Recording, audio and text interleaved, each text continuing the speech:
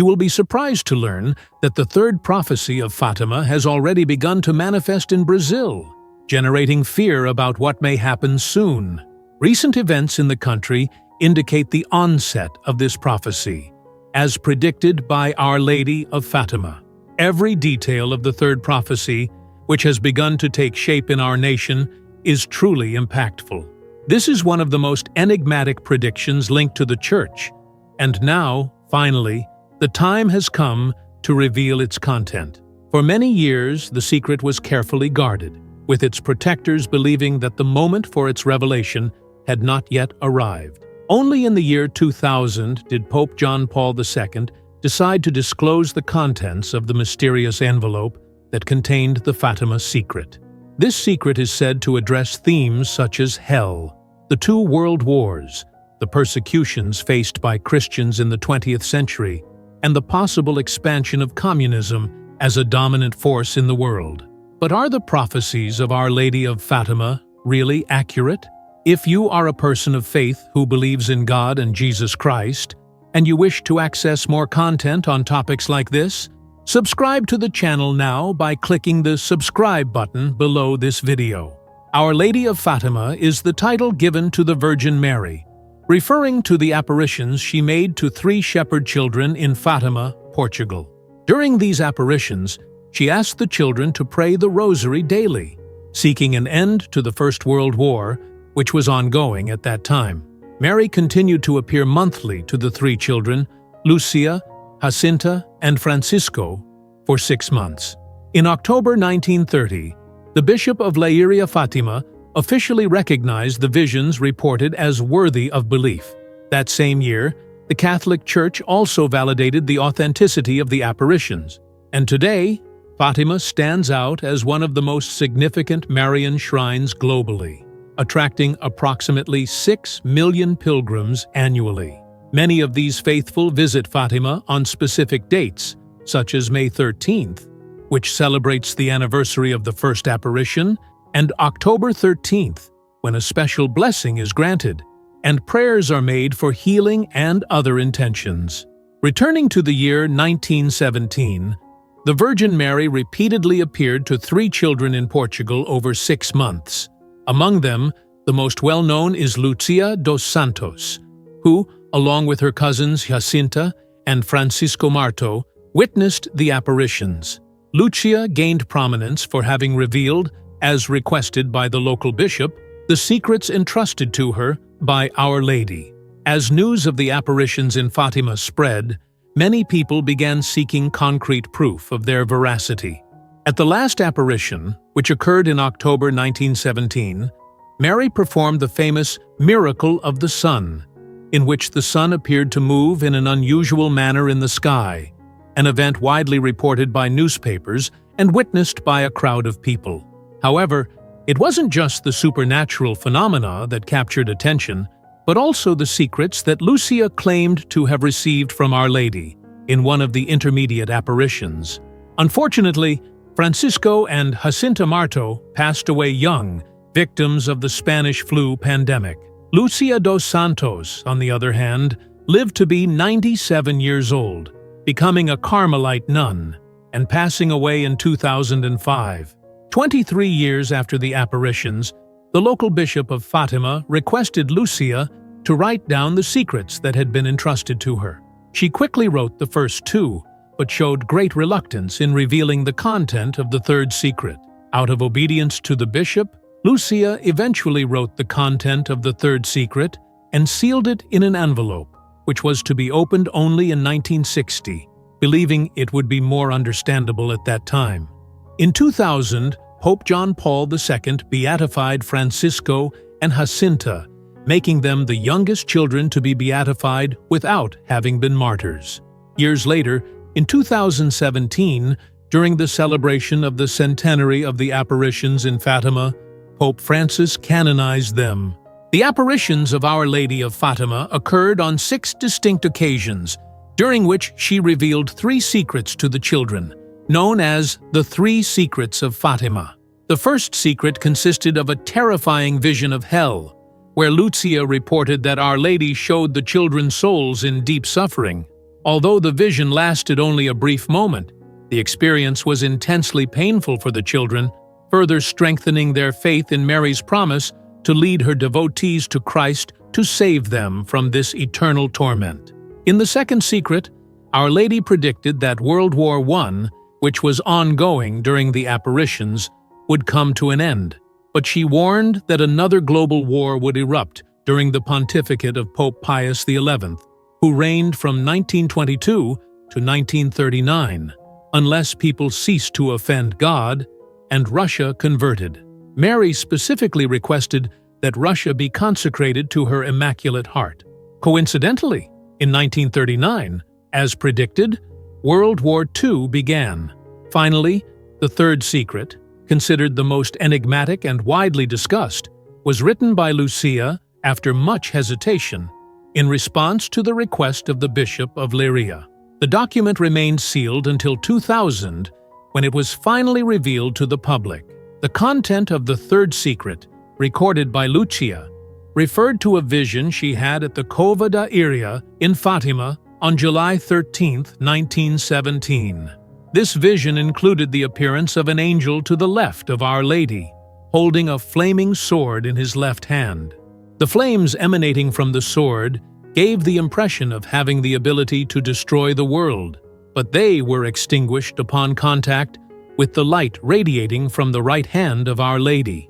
The angel, with his right hand pointing to the earth, vigorously exclaimed 3 times, "Penance, penance, penance." Subsequently, the children witnessed an intense light, representing the divine presence. And within that light, they visualized a scene that seemed to reflect people passing before a mirror. In this vision, they identified a bishop dressed in white, whom they believed to be the Holy Father, accompanied by other bishops, priests, religious men, and women. The group was climbing a steep mountain, atop which stood a large cross made of rustic logs, resembling the bark of a tree. Before reaching the summit, the Holy Father walked through a partially devastated city and, with slow and heavy steps of sorrow, prayed for the souls of the bodies he encountered along the way. Upon reaching the top of the mountain, he knelt before the imposing cross, where he was killed by a group of soldiers who shot bullets and arrows at him. Similarly, other bishops, priests, religious men and women, along with various people from different social classes, were also killed. Beneath the arms of the cross, 2 angels held crystal containers, in which they collected the blood of the martyrs and sprinkled it upon the souls ascending toward God. When this secret was revealed to the public, many associated it with the attempted assassination of Pope John Paul II, which occurred on May 13, 1981. However, some argued that the assassination attempt did not completely align with the vision. As in the secret, the bishop dressed in white is killed, while the Pope survived the attack.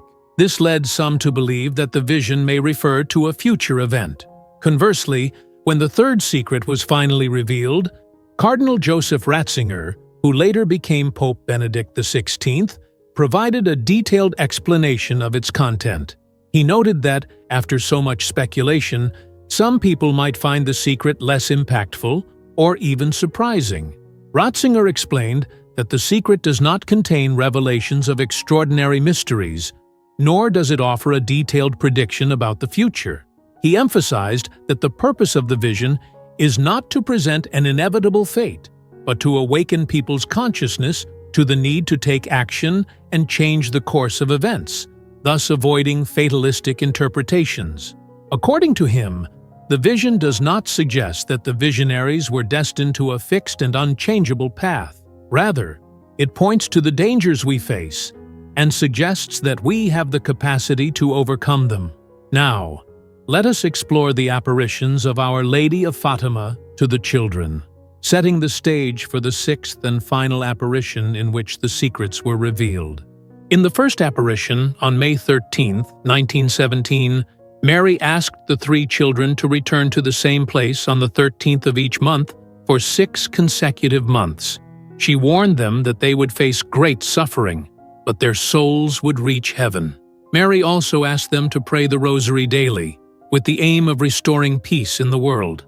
In the second apparition, on June 13, 1917, Mary requested that the children add the Fatima prayer at the end of each decade of the Rosary. The children expressed their desire to go to heaven, to which Mary responded that she would soon take Jacinta and Francisco, but that Lucia would remain on earth for a longer time. In the third apparition, on July 13, 1917, Mary showed the children a distressing vision of hell and revealed that God desires a deep devotion to the Immaculate Heart of Mary as a means of saving souls from this terrible fate. At that time, Mary also predicted the emergence of World War II and the persecution of the faithful in Russia, warning that without prayer and the consecration of Russia to her Immaculate Heart, the country would spread its errors throughout the world, fostering wars and persecutions against the Church.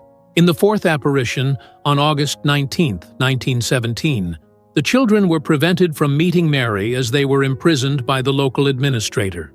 6 days later, Mary appeared to them in a field and asked them to intensify their prayers and sacrifices for sinners, explaining that many souls were destined for hell because there was no one praying for them. The fifth apparition took place on September 13, 1917, when a large crowd witnessed an unusual event. White rose petals seemed to fall from the sky, but disappeared before touching the ground. Lucia, one of the child visionaries, asked Our Lady to heal the sick present, but Mary replied that some would be healed while others would not, as the Lord did not trust equally in all. The sixth and memorable apparition of Our Lady of Fatima occurred on October 13, 1917. On that day, an estimated crowd of 70,000 to 100,000 people witnessed the famous miracle of the sun, visible up to about 10 miles away. Even journalists known for their skeptical views reported occurrences of inexplicable phenomena.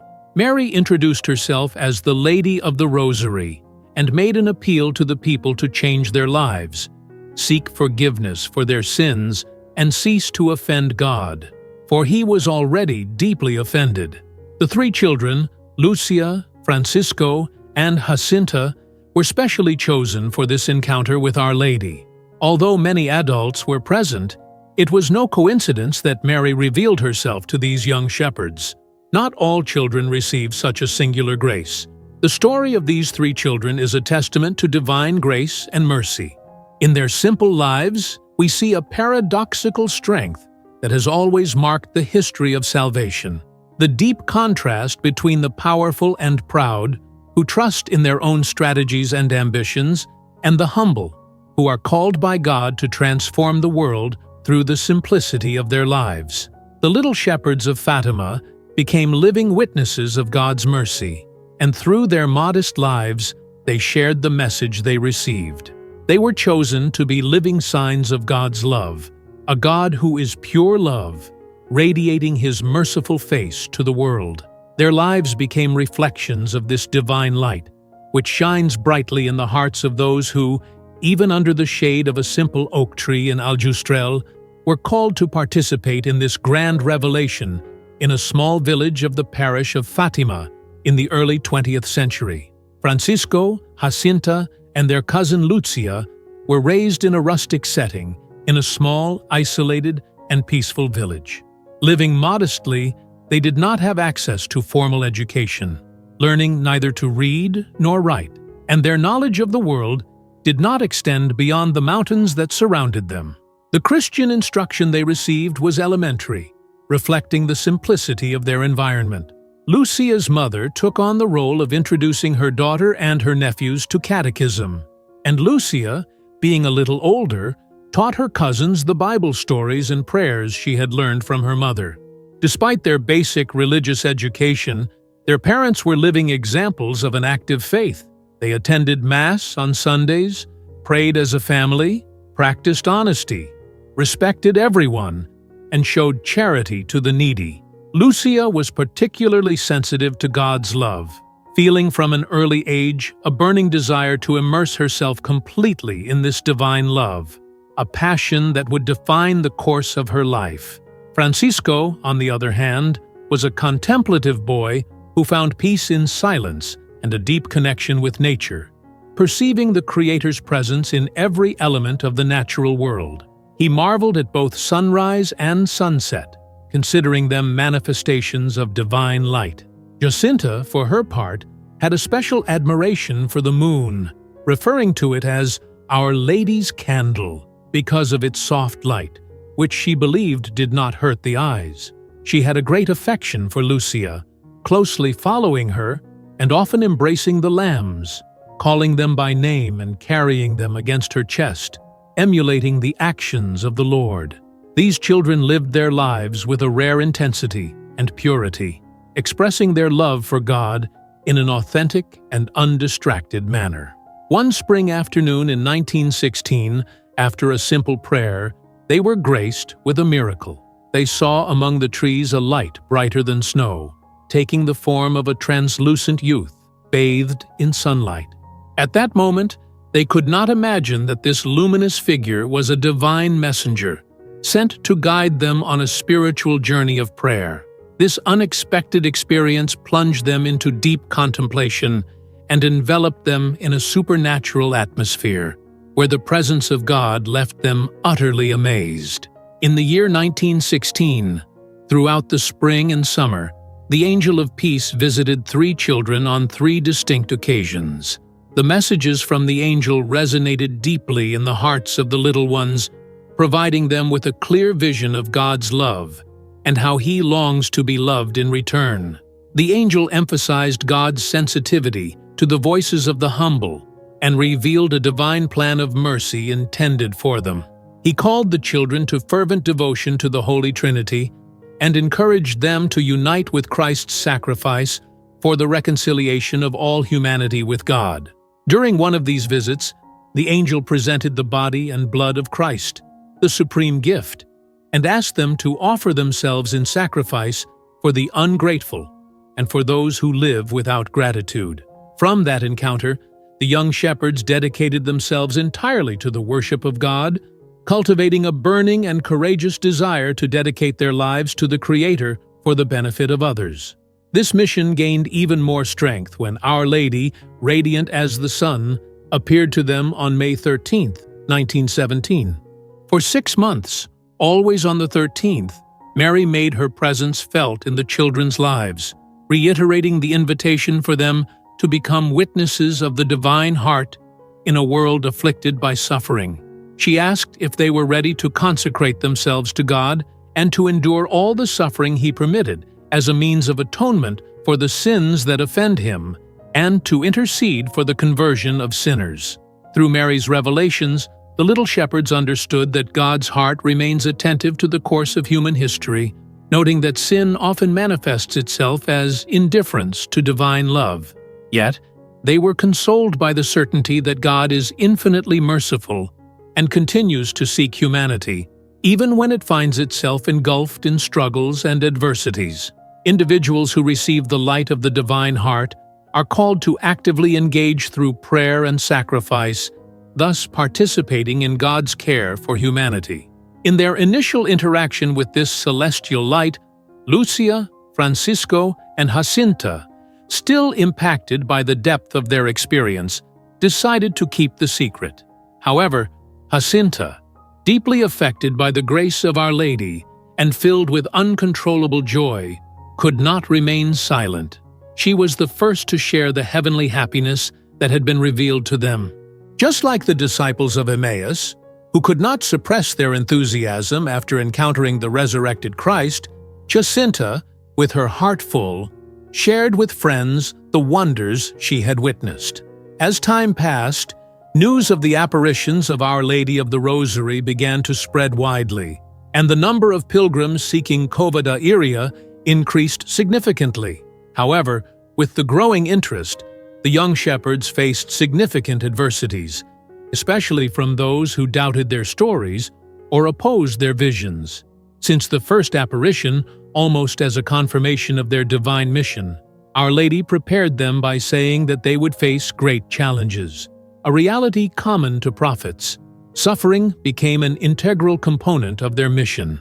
They were often accused of falsehood, of seeking fame and wealth, and even their own families, with the possible exception of Francisco and Jacinta's father, began to question their truthfulness, concerned about the safety and implications of these manifestations. In their homes and wherever they went, the children were constantly interrogated and subjected to rigorous inquiries. However, August 13th marked the beginning of their most severe challenges. That morning, the municipal leader, a notorious individual for his Masonic convictions and progressive ideals, made a surprise visit. He questioned them both at their home and at the parish, driven by the goal of uncovering the mystery kept by the children. With the promise of taking them to Cova da Iria, he cunningly led them to a different location, where he pressured them intensely to disclose the secret. In response to their refusal, he went as far as to imprison them in a cell with other detainees, threatening them with severe torture, including the threat of being immersed in boiling olive oil to extract a confession. Francisco's serene and peaceful joy emerged in his innocent response. "If they kill us, it doesn't matter. We will reach paradise." The heart of God guided and shaped the existence of the young shepherds. The commitment they made before the Virgin, more radiant than the sun, was constantly reinforced by the pure yearning of Lucia, Francisco, and Jacinta to deepen their divine love. For them, experiencing God meant stepping onto sacred ground. Just as Moses removed his sandals before the burning bush, the children's closeness to the divine became an incessant worship of that inner light, which is God, burning without consuming. This sacred mystery profoundly strengthened them. The divine flame in their hearts urged them, like Moses, to care for those trapped by the chains of sin and disregard. To others, they manifested divine light, and before God, they became mediators for humanity. Their lives transformed into a continuous dedication, each gesture a tribute out of love for God and for transgressors. Jacinta and Lucia embraced this vocation in a contemplative, compassionate, and overt manner, each developing unique facets of this mission. Francisco, on the other hand, with his keen spiritual sensitivity, devoted himself to adoration and contemplation, seeking the divine presence in silence and inner tranquility. Jacinta expressed her faith with joy, purity, and generosity, turning every small act of her daily life into a pleasing sacrifice to God, dedicated to the well-being of humanity. Lucia, in turn, took on the mission of evangelization, striving to spread the message of divine mercy and responding to God's call to consecrate the world to the Immaculate Heart of Mary. She became a discreet witness, allowing the light of the divine secret to shine continuously, as revealed by the miracle of the sun at Fatima. In Lucia, we see the embodiment of a faithful guardian of a divine grace offered to the world. The interpretation of the Fatima secret as a prophecy of disastrous future events or crises within the Church continues to spark ongoing debates, with evidence of its fulfillment emerging in various countries. In Brazil, for instance, there is a noticeable alignment with this vision of ecclesiastical and global crisis. Today, we will discuss 6 indicators that the third prophecy of Fatima is already manifesting in Brazil. The first sign is the decline in religious adherence and the shift in social values. In recent years, Brazil has undergone a significant cultural and social transformation, where ideas less connected to religion are gaining traction. This phenomenon is evident in debates about morality, encompassing issues such as abortion, same-sex marriage, and a decrease in religious interest among young people. This transformation is perceived as a spiritual crisis, echoing the warnings contained in the message of Fatima about the potential degradation of Christian values and a widespread distancing from faith. A second indicator is the loss of religious authority. In Brazil, as well as globally, the Catholic Church has faced a decline in its influence, exacerbated by scandals of abuse and an increase in religious diversity.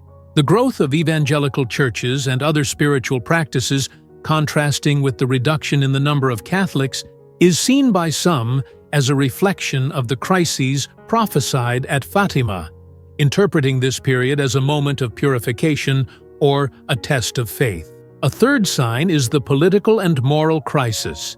The country faces a profound political and moral crisis marked by corruption, social polarization, and a growing sense of ethical disintegration within public institutions. For many, these challenges are viewed as symptoms of broader crises affecting not only the social fabric, but also the spiritual realm. The message of Fatima emphasizes the need for conversion to prevent a global collapse, suggesting a call for moral renewal on a national scale. The fourth sign highlights the prophetic role attributed to Brazil.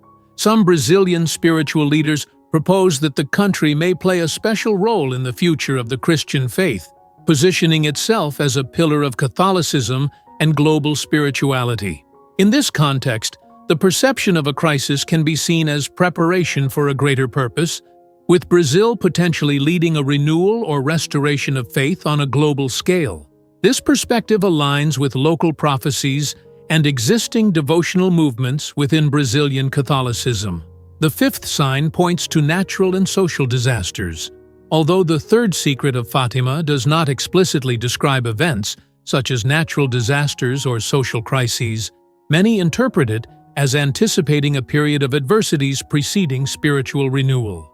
Severe ecological issues in the Amazon, along with recurring economic and social crises in Brazil, are seen as indicators of a global tribulation, a prelude to a moment of spiritual renewal as suggested by the Virgin Mary in her apparitions at Fatima.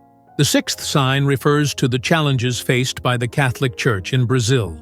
There are significant tensions between more progressive and conservative factions within the Church, often centered around liberation theology, which links religion to social and political action. For some, these internal conflicts mirror the crisis predicted in the visions of Fatima, where the unity of the Church is tested through ideological debates and internal divisions. Such challenges are seen as part of a period of testing for faith and ecclesiastical cohesion. Francisco and Jacinta, central figures in these visions, lived brief lives marked by intense simplicity. They dedicated their existence to divine love, a love illuminated by the presence of Our Lady. Unfortunately, both succumbed to an epidemic of bronchopneumonia at the end of 1918, prematurely ending their earthly journeys, which were deeply rooted in principles of faith and charity. The Virgin had already assured the children that they would soon ascend to heaven, making them aware that their days on earth were numbered. Who could have predicted that such brief and humble lives could reflect such immense and profound love? Live righteously and love God with all your being, just as the three young shepherds embodied divine love for humanity in an intense way. They were chosen and called to be messengers of this heavenly love, delivered by God to the world, as shepherds who reflect His loving heart. Our Lady of Fatima had a fervent desire for all believers to pray daily for adversities and for global peace.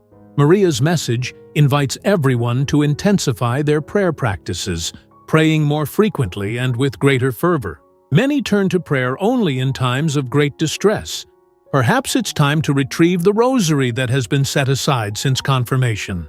For those already devoted to the rosary, the message of Fatima encourages revitalizing the prayer life with more vigor, adopting new devotional practices, deepening concentration during prayer, or even expanding the time set aside for the Lord and Our Lady in prayer. However, remember that this prophecy does not constitute scripture. Simply trust in God and persist in doing good. If you enjoyed the video and want more content like this, subscribe to the channel now. Click on the video displayed on the screen to explore all the mysteries that the future may reveal to us. Of course, please provide the text you'd like me to translate, and I'll be happy to assist you with an accurate and fluent translation.